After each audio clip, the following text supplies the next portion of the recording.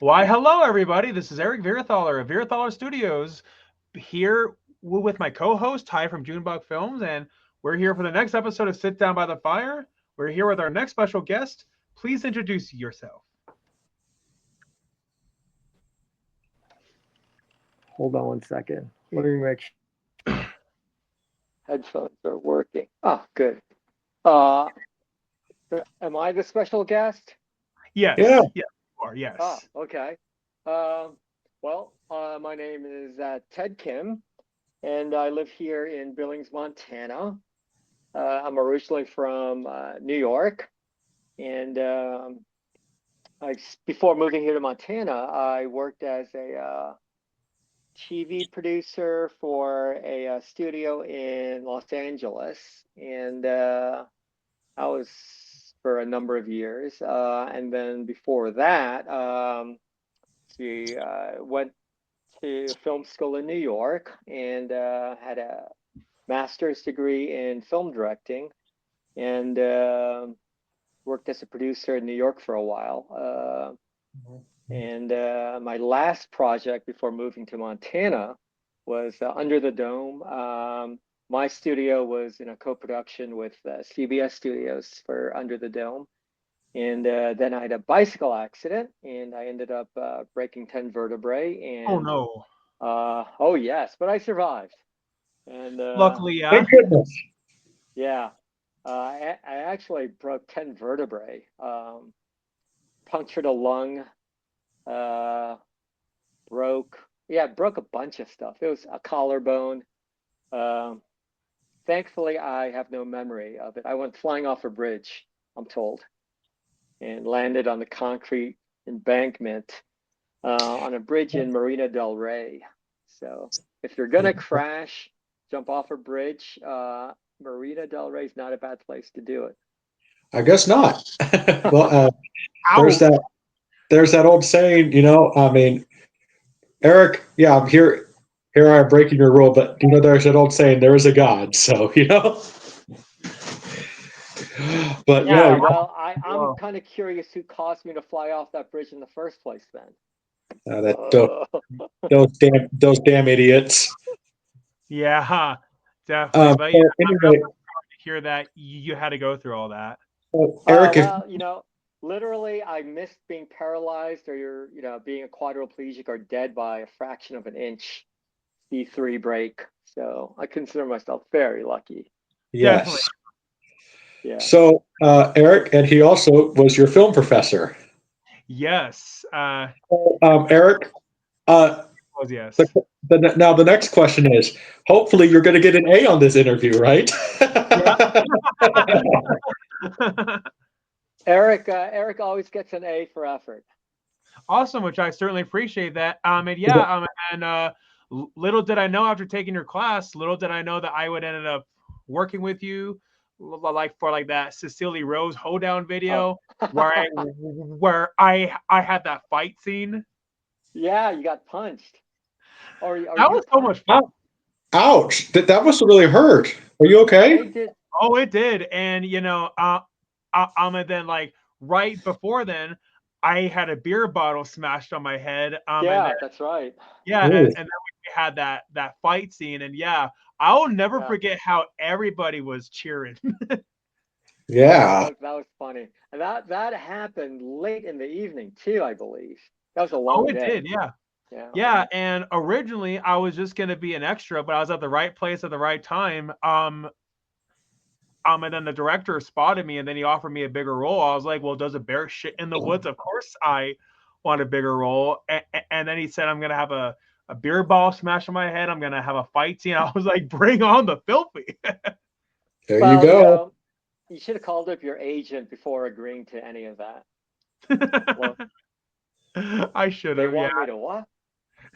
Yeah, and then little did I know, not long after, I and then did a commercial, and yeah, and what's funny, it also, and you were a part of that too. Wait, which one was that? say Which say commercial was that? it was a commercial for, I think it was for Valley Oh yeah, right. Credit Union, Sam. yeah. Yeah. Oh, that's terrific. That's funny. Yeah, it's a very small community here in Billings. So Yeah. It is, yeah. It's a small world. you can't really be mean or nasty to anyone because it stays. It does, yeah. That it does. You And cannot yeah, afford to have an you can't have an attitude here. That's for sure. definitely Well, not. And yeah, and I mean, honestly, out of all the acting roles that I did, it definitely was that Cecily Rose video, like, was where I had the most fun with. Yeah, well, you got to stretch your glass jaw and get whacked on the head. What's not to like? Definitely. So I guess out of curiosity, I guess as far as your work, like with Cecily Rose, Mhm. like, was that your first time, like, well, was that your first time, like, ever working on any of her, like, No, oh, actually, Sicily's funny. So when I first opened up the film studio, the film studio, the photo studio here in Billings, and that was like 11 years ago.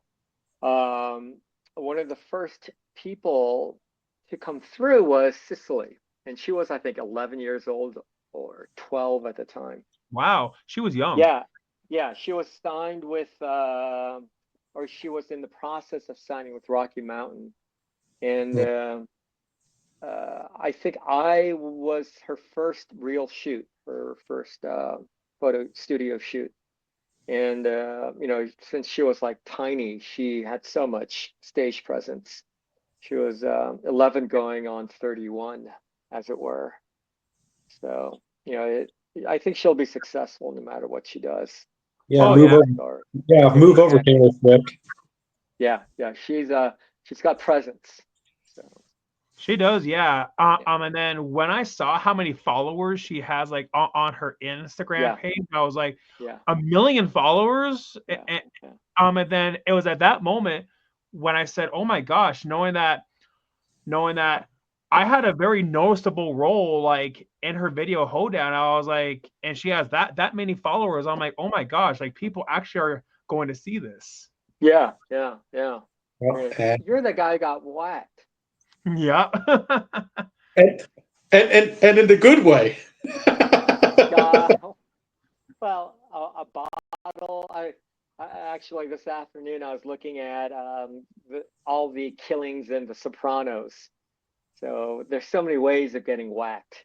Oh yeah, Getting smashed by a bottle over the head was not one of them in Sopranos.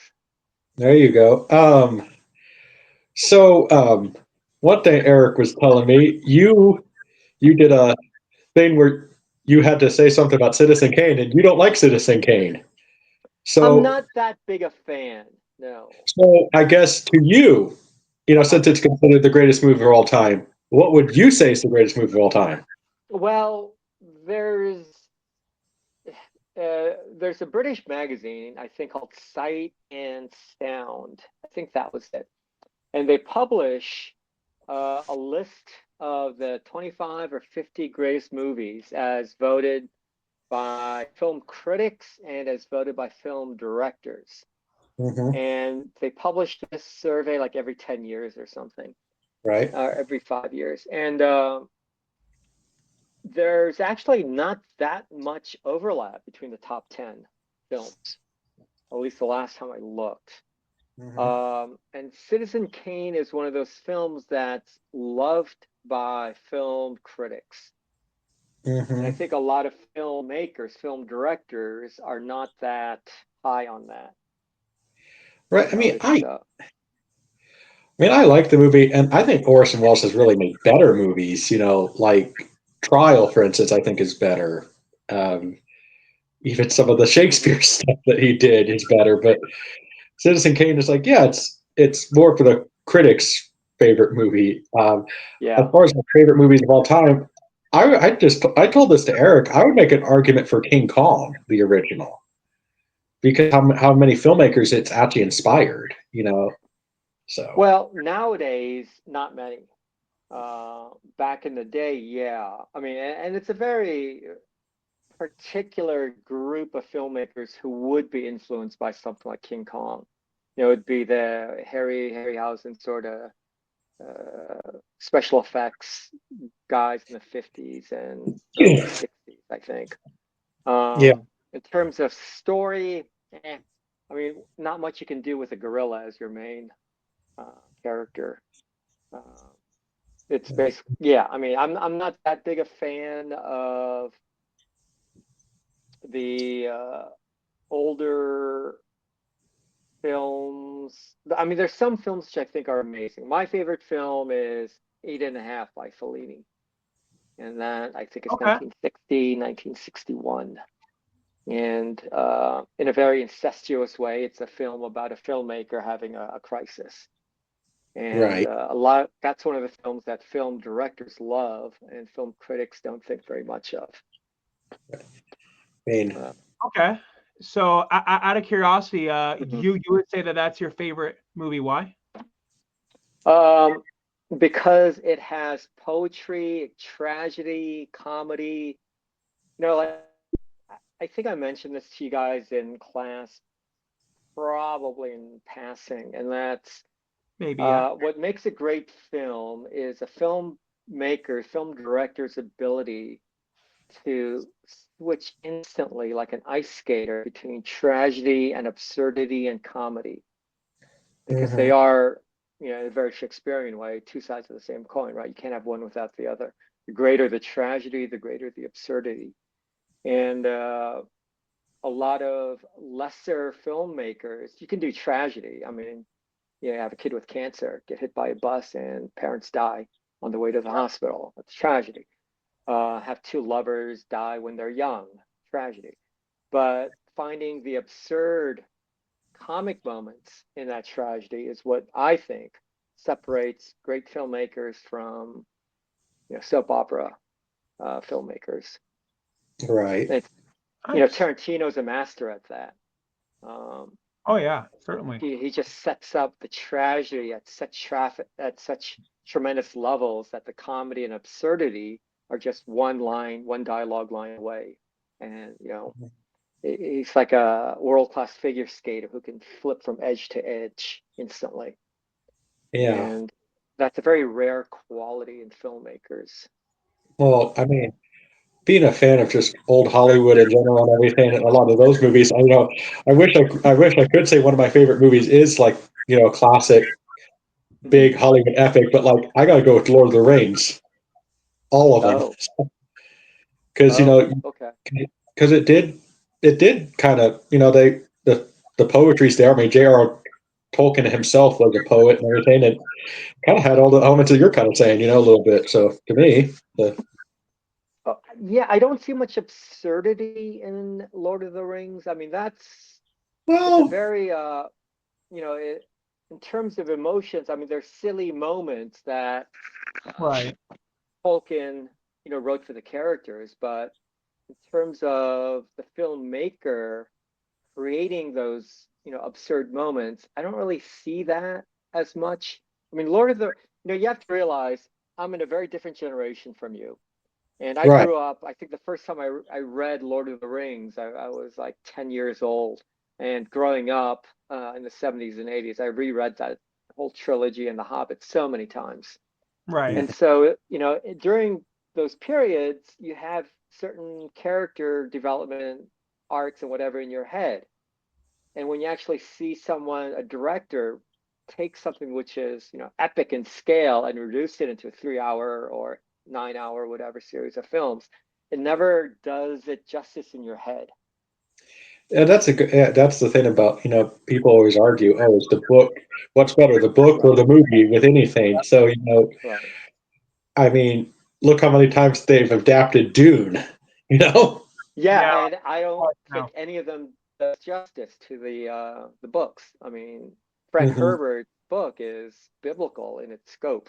oh yeah, And yeah. you know, trying it's like a Hollywood Arthur what I forget his name, Arthur B.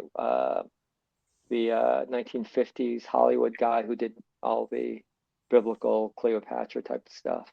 Cecil Um, B. Cecil B. DeMille. yeah, yeah, that's it. You know, it's very hard for anyone visually because, and you know, Eric knows this from our discussions in class. You've Oh got yeah. 60, possibly 70 scenes to develop an arc. And once you have a main character with an arc, then all the other characters kind of become sidelined. Right. And so you don't have, so in a sense, I think the Hobbit, Lord of the Rings would be more successful as like an 8-season Game of Thrones type work, because Right. then you would have the space to explore all of the side stories and the back stories and And threads hopefully, that weave through. and hopefully, When you start off with Frodo is the main character and it's his arc at the center of all of this, mhm. then automatically from there it's reductive. You're taking a wide canvas and then saying, okay, we have to narrow this thread to one character's journey. Well, if they make the TV show idea, hopefully it's better than Reigns of Poop, as I like to call it. Yeah, I mean, it's adapting literature to a screenplay is an art form into Mhm. itself, and there are writers who specialize in that. It's a very Oh yeah. hard thing to do. Well, And oh, sorry, but yeah, and I mean, a lot of times people will say that the book is better than the movie, which I totally do get why a lot of people say that. But there are a few rare exceptions, like where myself and a lot of other people do agree, where the Jaws movie actually is a rare exception, like where it's actually better than the book. And I mean, the characters in the Jaws book just were not very likable. And then that's one of the things the Jaws movie did better. Like is that the characters are more likable and they're more engaging, and the Well, ending in the Jaws movie is a lot better in the so film. I'm going to bring you back, Eric, to one of the main things I talked about in class, which is that I don't know if you remember any of this, but the internal conflict versus Yep, external yep, conflict, right? yep, And yep. so Jaws, as Peter Benchley wrote it, it's very cinematic in that there's almost no internal conflict in the main character, right? It's all external conflict. But there's a shark, it's a very bad shark, it's killing people, you have to stop the shark, right? So it's all external. And because it is an external arc biased story, it lends itself to Spielberg's type of storytelling, visual, showing, not telling. And it's beautiful that way. It's a case of the book fitting the visual medium really well. If you were to take something where there's a very internal conflict, emotional arc content to the literary piece, and then you tried to show it or show it as a film, it wouldn't work nearly as well Yep. because there's so much internal monologue in that. And how do you show internal monologue? Well, good luck. Yeah, that would be hard. And yeah, and I mean, you probably heard about like how miserable it was to make Jaws. It's because like that the mechanical shark they had just didn't work when they wanted it to, and so then that's why that they had to get creative with like the point of view shot and everything else. But honestly, that actually made it into a better movie anyway. So Oh yeah, yeah, yeah. Uh, my my one of my main screenwriting teachers at Columbia was this guy Lewis Cole, wonderful teacher. He actually ended up being of the school near the end of his life. But he used Jaws as an example in so many ways. When you develop the bad guy, don't give the bad guy his own arc, because then the bad guy becomes the main character. The bad guy is bad at the beginning, he's bad in the middle, and he's bad at the end. And that's the shark. The shark is bad. The shark does not have any conflict of emotion. Do I kill these people? Do I not? He has one job: kill people, right? Eat Mhm. people. And it's the main character, the protagonist, who has whatever conflict you want to give, internal conflict. And if you look at Spielberg, I don't think there's any filmmaker in the world who's better at showing and not telling than Steven Spielberg. Certainly. He thinks visually, he expresses himself, emotions visually. I mean, it's just amazing seeing him at work. Oh yeah. He can be doing the most commercial script in the world, but visually it's going to be just astounding because that's how he operates. He's just visual filmmaker, which is exactly what you need as a film director. Oh Certainly. yeah. But no, I mean it's one of those great directors that if somebody sits there and says the Mount Rushmore director, Spielberg's probably going to be on there. So Oh yeah, Definitely. yeah. I think he gets overlooked by a lot of film critics because so much of his movies are about external conflict. He's not a filmmaker really into indie, conflicted, internal emotional problems that the characters have to work out. well, He's more well, about, this is happening, this is a character in jeopardy, and this is how the character gets out of it. yeah, I can't remember who said it, but sit there says the critics don't matter too much. The public decides the great movies. So Yeah, yeah. I mean, that's for better or worse.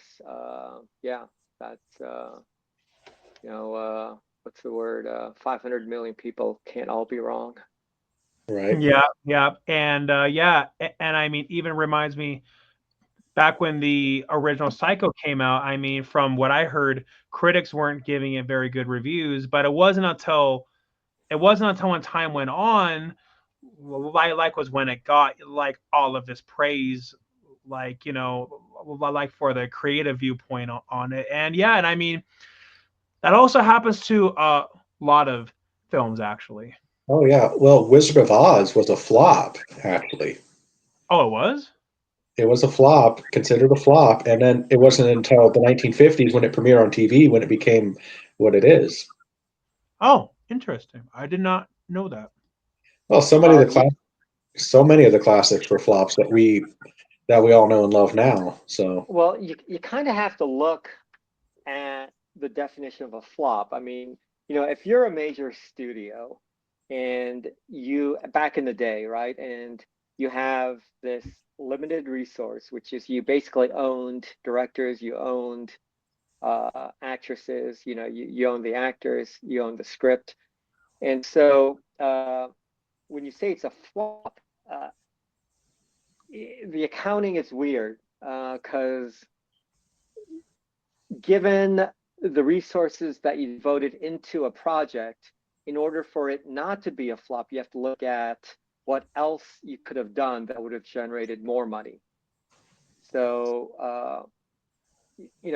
a studio flop in the 50s or 40s or early 60s, it's a little different than a flop now.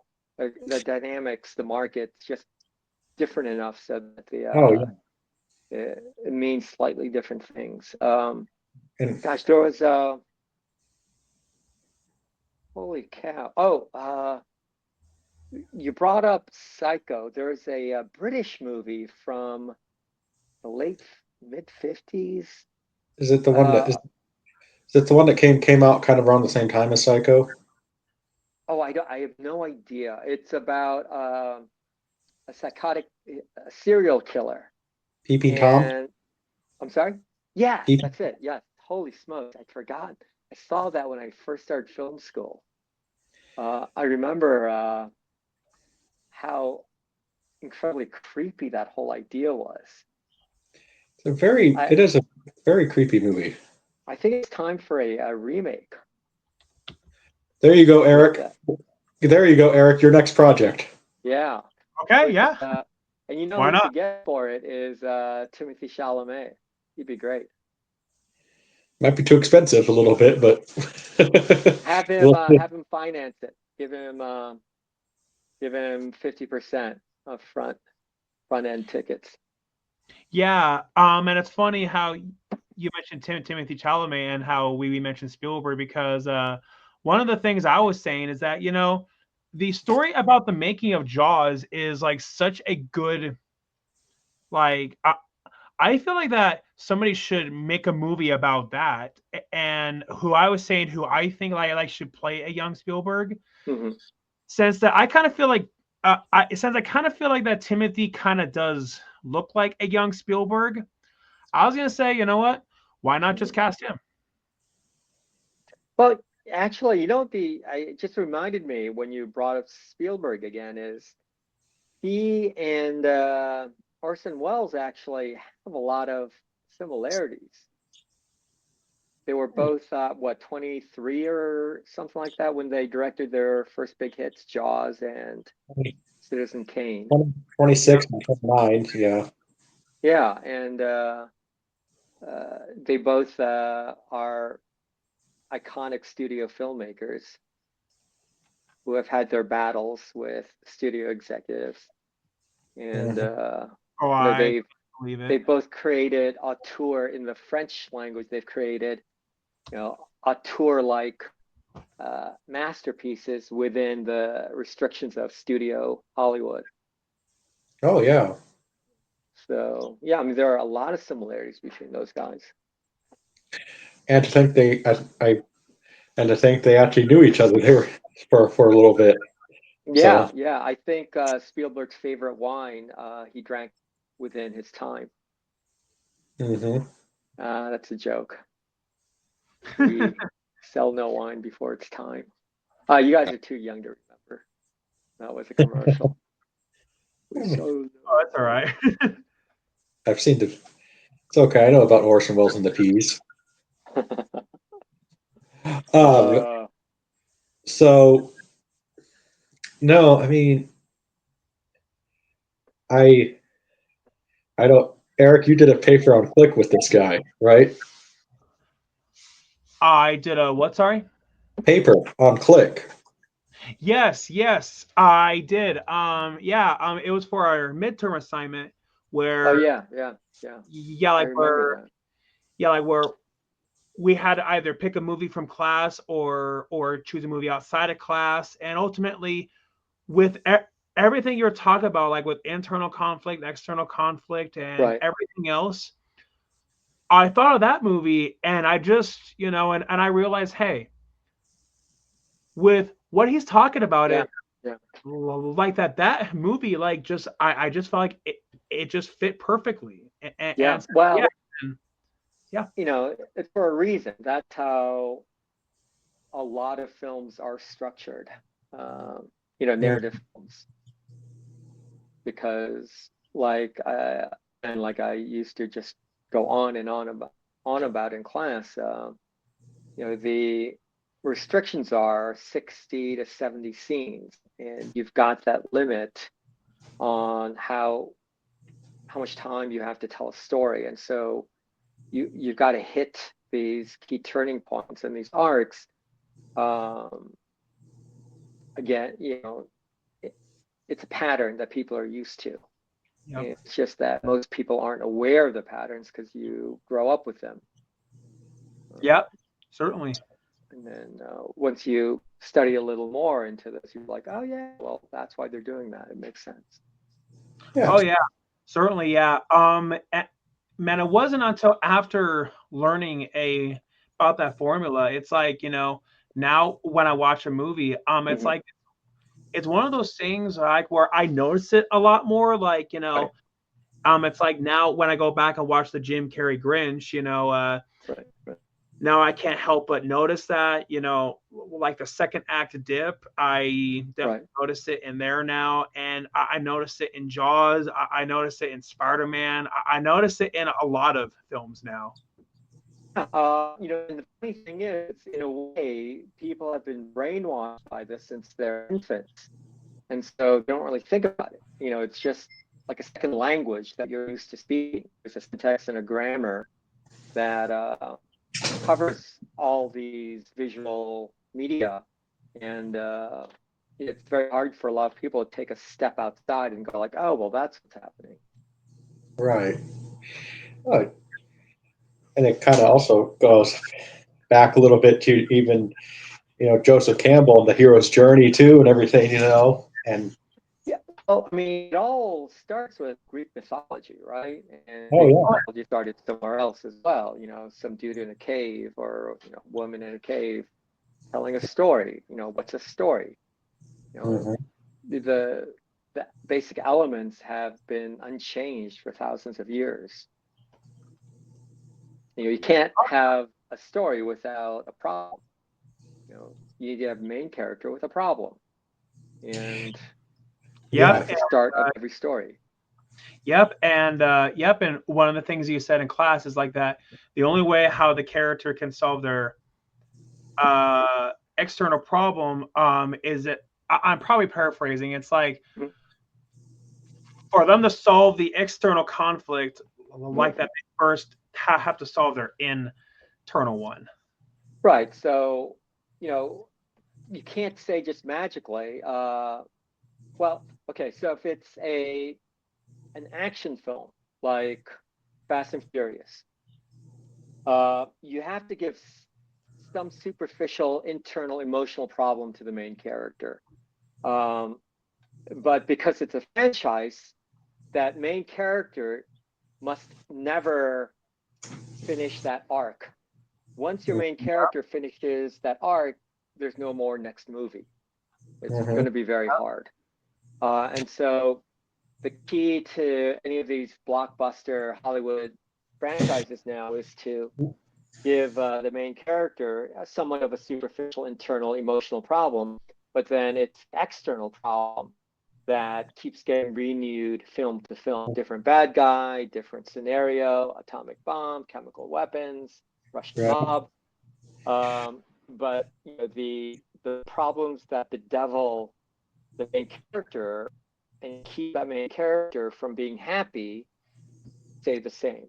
hmm Once they solve that internal problem and they become content, it's going to be really hard to reboot the story again. Well, it's one of the reasons why I've actually said to people, I think I'm one of the very few that I said Predator 2 is better Mm-hmm. than Predator 1 because Danny Glover, has the conflict where he's afraid of heights and he has to overcome that, and Uh, it gives a little content, where he's scared and everything. He has to overcome that. And honestly, I think Danny Glover's a better character than the Arnold character because Arnold, was just Arnold in that right, movie.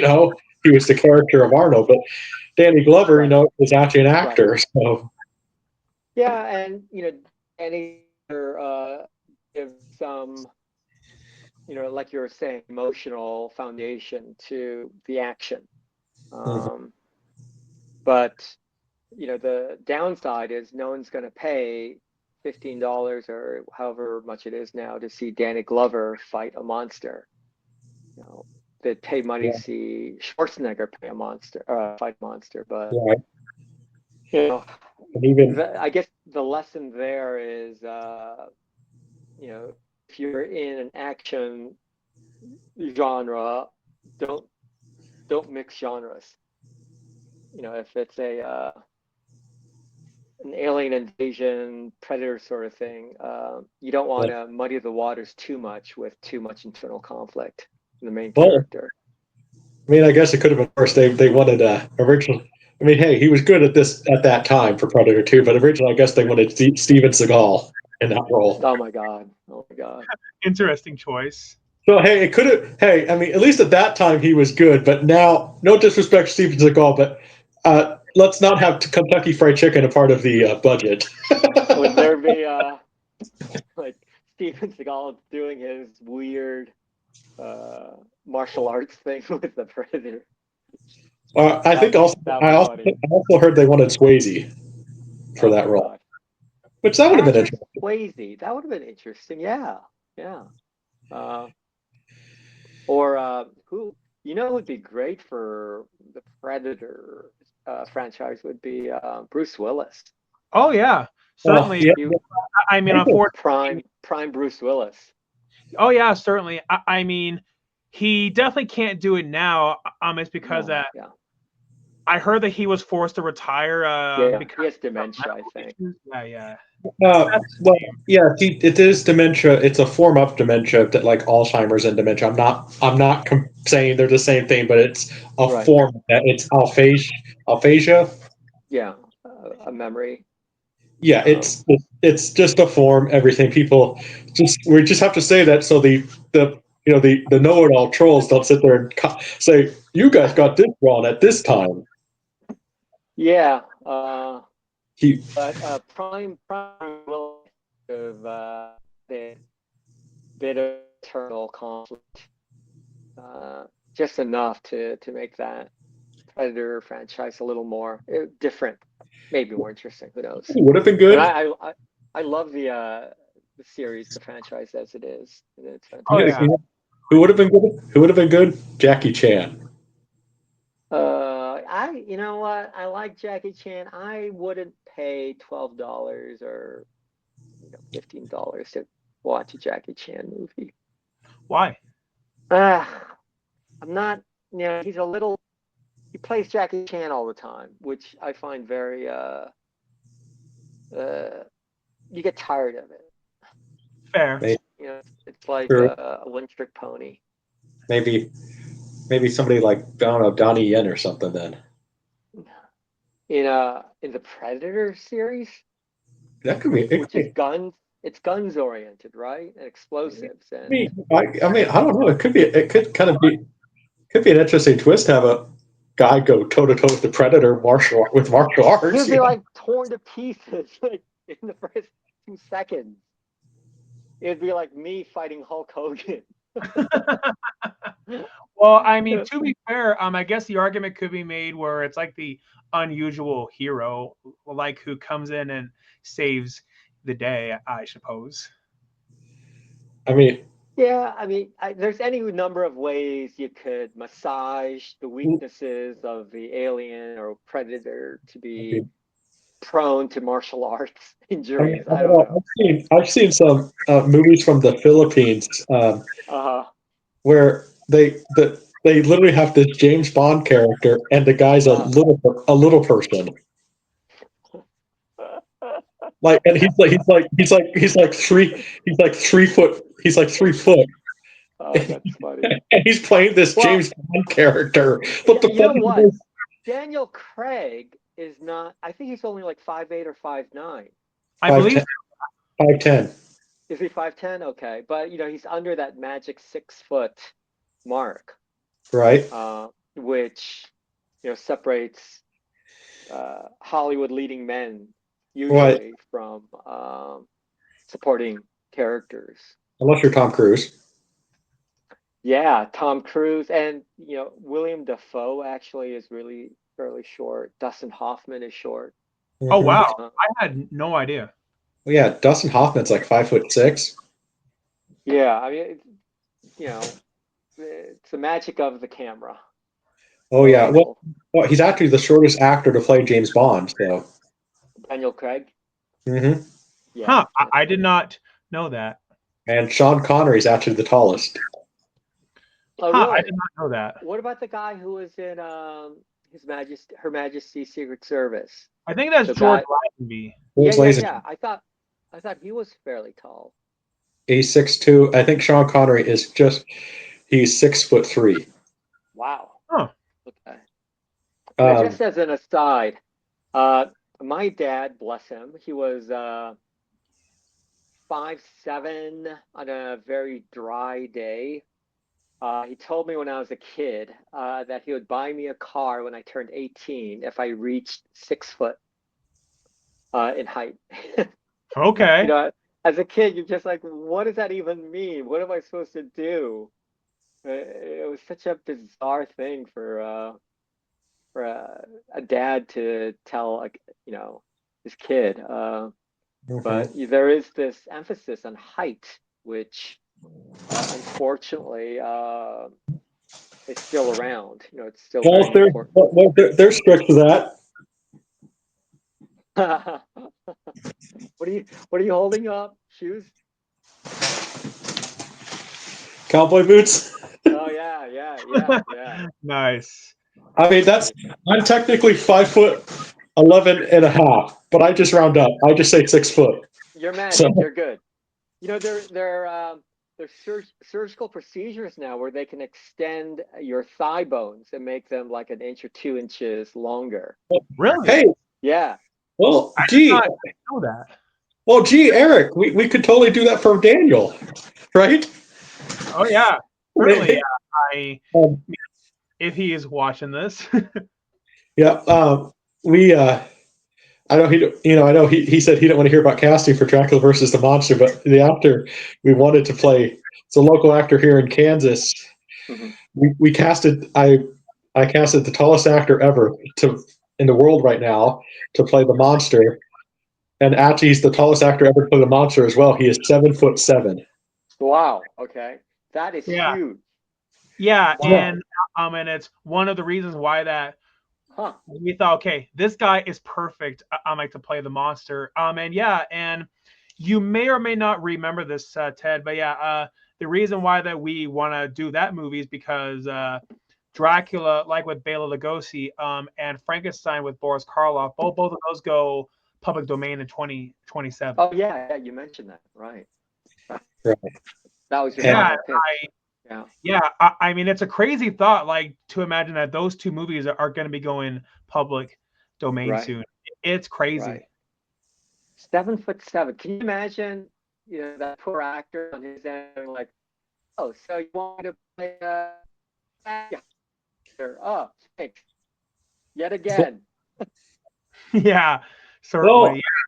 well, I mean, hey, Boris Karloff said, typecast actor is a lucky actor. So He Yeah. is, I mean, you never turned down a role, right? no, certainly. Never say no. And yeah, and what I find hilarious is that I to be honest, I never really was a fan of country music. I mean, especially considering that when I was a teenager, I hated it with a burning passion. And Sure. then fast forward all these years later, and then I would have a fight scene like in a country music video. So Yeah, and who would have thought that you'd end up putting a Confederate flag on the back of your car? I would not yeah, have seen that, Eric. That's what they call an arc. yeah, That's definitely, yeah. that's a reverse arc. wait, Yeah, definitely. wait a minute, Eric, you have a Confederate flag on the back of your car now? Well, That's not the only thing. what? What else? He's got those things hanging from the bottom of his license plate at the back of the car too. And you know what I mean. Jules? No, I'm joking. Oh, I was like, I have no idea. Hey, wow. Comic, Like what? I'm supposed to be the sarcastic one here. You're uh, catching me at the end of my day. so so Eric, um, you have a Confederate flag on the back of your car. I had no idea you were a racist. Well, Neither did he. I might have at that time, but I must have completely forgot about that. But yeah, I think someone's slandering Eric's good name possibly, yeah. for no good reason. Man, Unfortunately, not the first man, time I had to deal with that. do you want me to pound him? So yeah, so Ted, out of curiosity, yeah, Uh-huh. you were saying that you were in LA and then you moved here. I guess out of curiosity, what exactly made you want to move here? Oh, very simple reason. My sister is a doctor here. So she was like, come out here, get your life back together, recover from your accident, and made sense. Right. Oh, and I don't know if I mentioned this. This is an important part of the story. I had gotten fired slightly before that from my job on Under the Dome. Hey, hold. Not CBS. I was working with a different studio. I'd given them very. Hey, hold on real quick. Sorry. Okay, I'm gonna put him. Okay, but yeah, I think the alien got him. yeah, maybe so. But yeah, anyways, you're saying how you got fired. Yeah, I gave my studio I made some bad decisions, as it were. I'm So sorry I to would hear. have fired. So yeah, I No, deserved well, hey, well, at least that you can be honest. it. Yeah. I mean, it was an interesting time, and it was fascinating seeing the business from the studio side after spending so many years on the creative side. And you definitely become much more skeptical of creative people when you're in charge of the money, and you're like, well, you know, these are the reasons why that's not a good idea. You know, whereas when you're pitching stories and pitching, whatever, you tend to think of the studio side as uh, not making much. You don't think of them as necessarily rational players, but once you do get on that side, yeah, there is an imperative at work there, and that's financial. No one wants to lose money. Right. Right. Oh, yeah. Yeah. I mean, your bills aren't just going to pay for themselves, and that food is not going to pay for itself either. Yeah. Yeah, I know. We can't Yeah, sit there. We can't sit there and tell the bill collector, "My bills are paid." yeah. No, there was a very funny experience when I was much younger. I was in New York working as a news producer covering the United Nations and uh, in charge of various different sections. And it was a very exciting time, 9/11, all of that stuff. And I remember there was a trip where we had to go to the North Pole to cover the story of someone who was lost, or there was something happening in the North Pole. And so we had a day to get uh, supplies. And I think this was fall. It wasn't that cold, late summer or fall. So we had to go down to the local sportswear store in Manhattan, and you know, Canada Goose, this, that. I mean, it was literally thousands and thousands and thousands of dollars worth of cold weather gear. And someone, they're like, hey, let's pick this up just in case. And you're spending, it's company, it's network money, right? So let's buy this and this and this. And then once you get to the network side, you're like, oh my gosh, do you know how many commercials we have to sell, to pay for, $4,000 worth of this and $4,000 worth of that? Uh, it, the importance of selling and the importance of uh, return on investment becomes much more of a factor in your head when you're thinking of stories and films. The economics of it is a very real. Whereas when you're on the creative side, you're like, oh, it's a great story, and this is a story that has to be told. Hmm. Uh, and then, once you get on the other side of that fence, you're like, hold on a second. You have no idea how complicated and how expensive this is going to be. Hmm. Kind of Oh, reminds me. yeah. Kind of reminds me of a question. You have. Sounds like you've done some movies. And directing wise, what's one of your dream projects?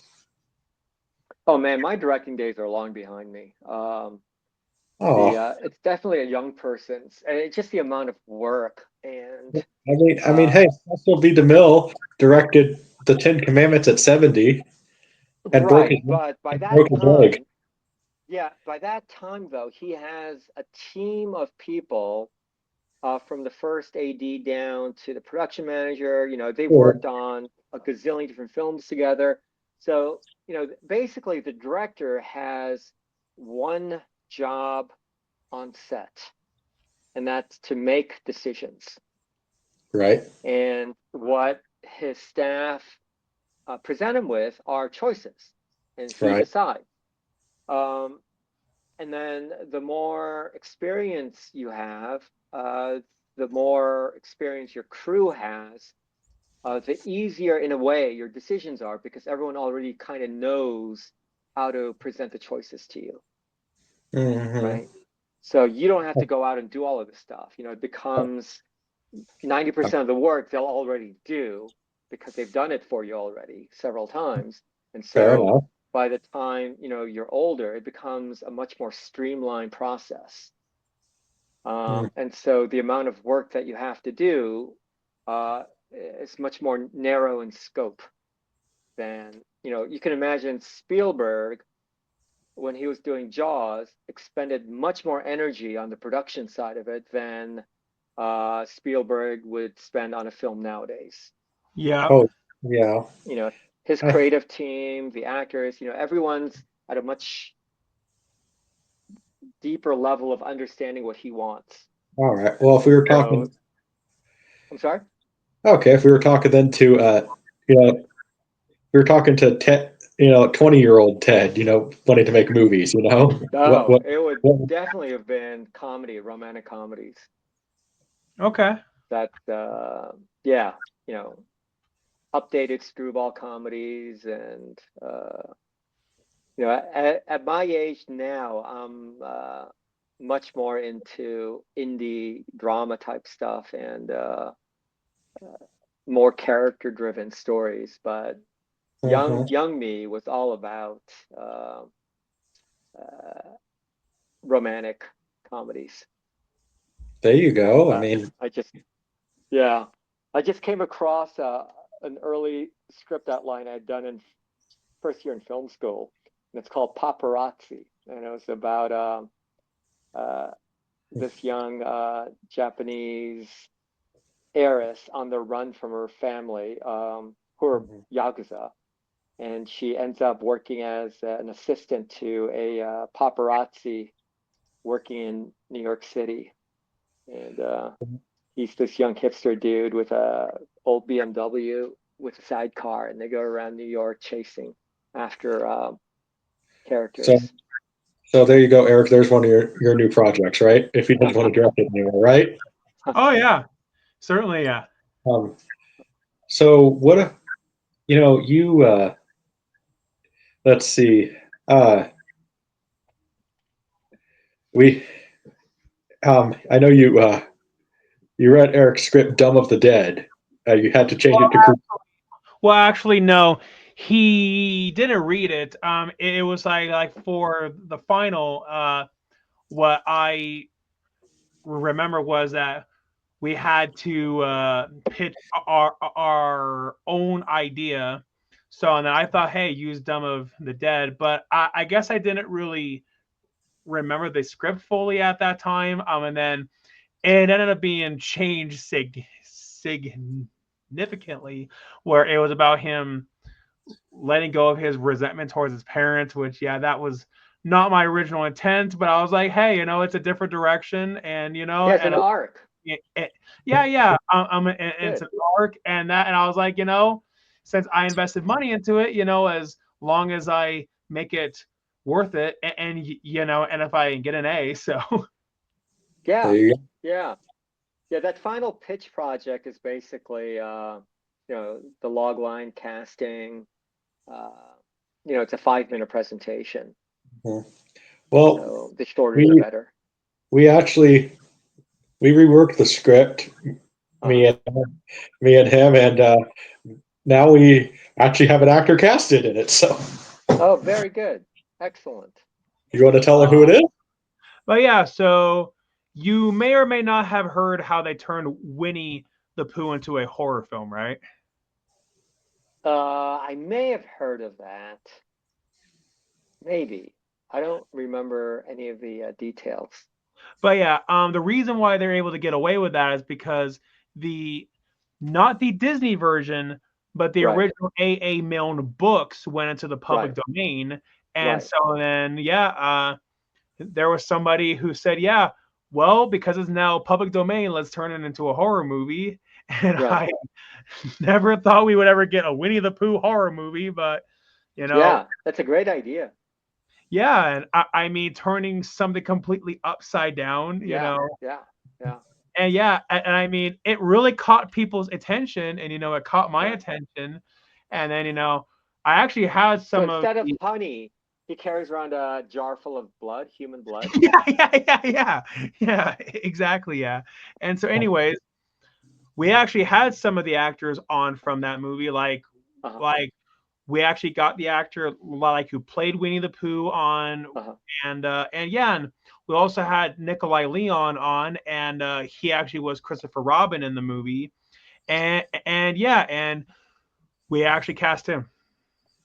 Oh, cool. Excellent. Good, good, and, good. and we thought as something funny. We actually told him because he's British, we want him to keep his British accent to kind of break the little stereotype in America, because usually British people play a James Bond type or a bad guy. So we thought it'd be funny if Right, he's right. playing a Beavis and Butthead like character. Yeah, yeah. I mean, as long as it's understandable, the accent, that's great. Yeah, well, I mean, you can understand Nikolai. Uh-huh. He's part Ukrainian and Brit Right, English. right. Yeah. So he kind of has a mixture of Ukraine and English. So, Okay. That sounds brilliant. and Oh yeah. Tail Tailor made for Dracula. well, we have somebody in mind for Dracula. Okay. So, But yeah, we don't want to say who, but You're yeah. gonna you're you're gonna get the real Dracula. Oh, The definitely, yeah. yeah. oh And yeah, yeah, I mean, it's funny. It's because, but yeah, and I mean, for Dracula versus Frankenstein, we also did cast Nikolai like as a role in the movie. I mean, Hmm. we didn't cast him for Dracula or for the monster, but yeah, we actually Hmm. cast him as a descendant, like of Doctor Sure, sure. Frankenstein. So yeah. That's funny. That's funny. Yeah, you guys are setting sail onto the postmodern genre mixing oceans. It should be fun. well, I think Certainly. Very cool. my goal, at least with Eric and even and everything, is just to kind of continue what George Lucas wanted to make film, be independent from Hollywood, but make films outside the Hollywood system, you And look know. how well that ended for him. Well, to be fair, I'm not. To be fair, guess what? If Disney offers me, I'll sit there and say, I told Eric this actually today. Sure, you guys could buy the company for $250 billion. Uh, yeah, everyone's an indie filmmaker until the studio comes calling. Well, hey, I mean, I could sit there and buy. I know a certain studio that has name recognition that is pretty cheap right now. You want to tell them, Eric? Yeah. The company is RKO. Oh, They're they're pretty cheap right now. okay. They're not a one of the big six studios though, so they're an indie. Uh, They're an indie for now, but yeah, it is America, right? yeah. Lionsgate had a bad quarter uh, for Yeah, that's reasons. Uh, Well, that's a I shame. mean, everything is in such a state right now. It's going to be wow. very different in 2 or 3 years. It's gonna be Everything, it's gonna yeah, be interesting. We'll see what happens. yeah, it's all topsy turvy. But yeah, cool. So I should get going, guys. But thank you so much for Yeah. having me. But yeah. Anyways, yeah. Usually, what we'll have our guests do at the very end. But yeah. If you have any advice, like Hmm. to anybody pursuing the film industry, but yeah. What exactly would be your advice? Well, I mean, when you say film industry, there's so many ways of working in the industry. There's the finance distribution part, producing, writing, directing, acting, working in production. There are any number of ways to, it's such a huge field and there's so many disciplines involved there. So, you know, are, are you speaking about someone who wants to be an actor? Yeah, sure. I mean, yeah, it definitely could be that. Yeah. Well, for someone who is young, so let's say early 20s or teenager, I would suggest going to New York City for a year or two and studying at one of the schools there, HB Studios or Circle Rep, and just getting a foundation in acting in the best sense of the word. Mhm. And then you can always hit LA after that with connections and just bang on doors and go to auditions until you build up or you get Yeah. a chance. Right. Uh, all right. Well, What you don't want to do is go to LA and start taking acting lessons from these like fly by night places. People would go like, I was in a commercial here 10 years ago, and if you pay me, $300 an hour, I'll coach you. It's like, really? So, mm, go to New York, get the fundamentals of acting, and then hit LA. mhm. Well, I guess my last question here. So I'm just I'm just the sidekick. We might have started the podcast, but I'm just a sidekick. Did Eric get an A? Eric got an A. Thank you so much. He did very good. Awesome. He, And he I did got a very D. good work. Uh, you And you also got got an A. Oh, cool. Yeah, awesome, awesome, awesome. yeah, yeah. And Eric's Eric's A was it was well deserved. Good job. Thumbs up. Thank you, man. Yeah. All There are right. not many film or theater people at MSU Billings. So it's always refreshing to have people who do care about the craft or the business. Oh yeah, Yeah. certainly, yeah. So There you yeah, go. well, thank you, Eric. Oh Appreciate it. I yeah, appreciate all your work. oh Good yeah, job. certainly, of course. But yeah, I really truly do appreciate that. Yeah, good, good. All right. And thanks for Well, having me on, guys. And it was a pleasure meeting you. No And problem. yeah, certainly. best of luck on your upcoming projects. Awesome. I really do appreciate that. But yeah, you have a fantastic night. All right. See ya. Okay, bye, guys. See ya. Bye.